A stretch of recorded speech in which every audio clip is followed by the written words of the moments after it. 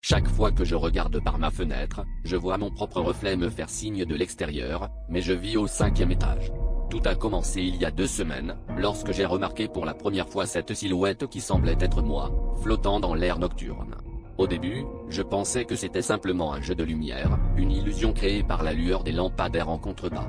Pourtant, quelque chose dans ce reflet était étrangement vivant, comme s'il avait une volonté propre. Chaque soir, il apparaissait, me fixant avec des yeux qui semblaient vouloir me dire quelque chose, me prévenir d'un danger imminent. Je me suis mis à fermer les rideaux la nuit, espérant que cette action simple suffirait à écarter cette vision troublante. Mais l'image persistait dans mon esprit, m'obsédant à tel point que je n'osais plus me regarder dans le miroir. Même en pleine journée, je sentais sa présence.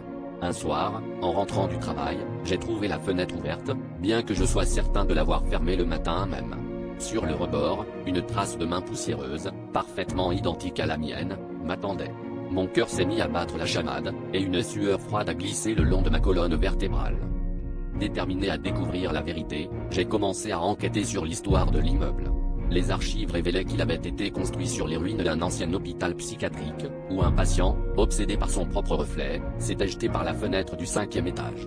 Le lendemain de cette découverte, je me suis réveillé avec une entaille sur la joue, comme si quelqu'un avait essayé de me marquer.